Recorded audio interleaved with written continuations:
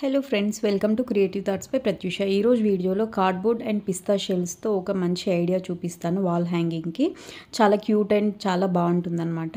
ఇదేమంటే normal కార్డ్బోర్డ్ని first రౌండ్గా cut చేసుకొని ఆ తర్వాత క్లే కానీ లేదంటే ఎంసిల్ కానీ రౌండ్గా తీసుకొని ఈ వీడియోలో చూపిస్తున్నట్టుగా కార్డ్బోర్డ్కి మధ్యలో అటాచ్ చేసుకోవాలి. తర్వాత నార్మల్గా ఏదైనా పిన్తో కానీ లేదంటే ఇంకా వేరే ఏదైనా స్టిక్తో కానీ నార్మల్గా ఇట్లా డాట్స్గా పెట్టుకోవాలన్నమాట వీడియోలో చూపిస్తున్నట్టుగా.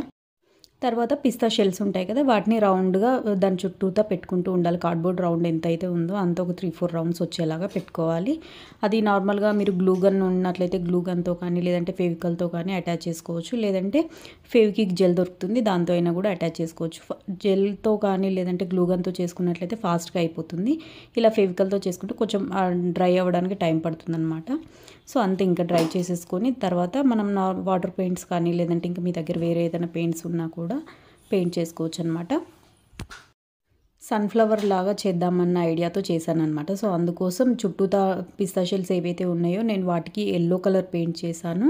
మధ్యలో వచ్చేసి బ్రౌన్ కలర్ సీడ్స్ లాగా వేసాను అనమాట. ఆ తర్వాత కార్డ్బోర్డ్ని ఇలా లీవ్స్ లాగా కట్ చేసుకొని వాటికి పైన ఉన్న లేయర్ ఒకటి తీసేస్తే వీడియోలో చూపిస్తున్నట్టుగా అలా వస్తుంది.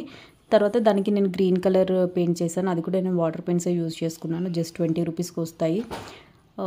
సో ఇంకా అంతే, ఇవి డ్రై అయిపోయినంత వరకు వెయిట్ చేయాలి. డ్రై అయిపోయిన తర్వాత మనం గ్లూ గన్ కానీ లేదంటే నార్మల్గా ఫెవికల్తో కూడా ఇప్పుడు లీవ్స్ ఏవైతే ఉన్నాయో అవి నేను అటాచ్ చేసేసుకున్నాను ఈ కార్డ్బోర్డ్కి.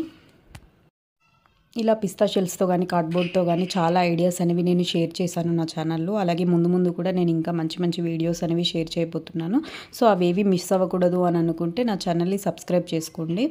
అలాగే నేను ఇంకా క్రాఫ్ట్స్ కానీ డిఐవైస్ కానీ అలాగే కొన్ని కుకింగ్ వీడియోస్ కూడా చేశాను అనమాట నా ఛానల్లో. ఇంకా కూడా మంచి ఐడియాస్ మంచి క్రాఫ్ట్స్ చేస్తాను. ఒకసారి ఫస్ట్ టైం చూస్తున్నట్లయితే విజిట్ చేసి చూడండి.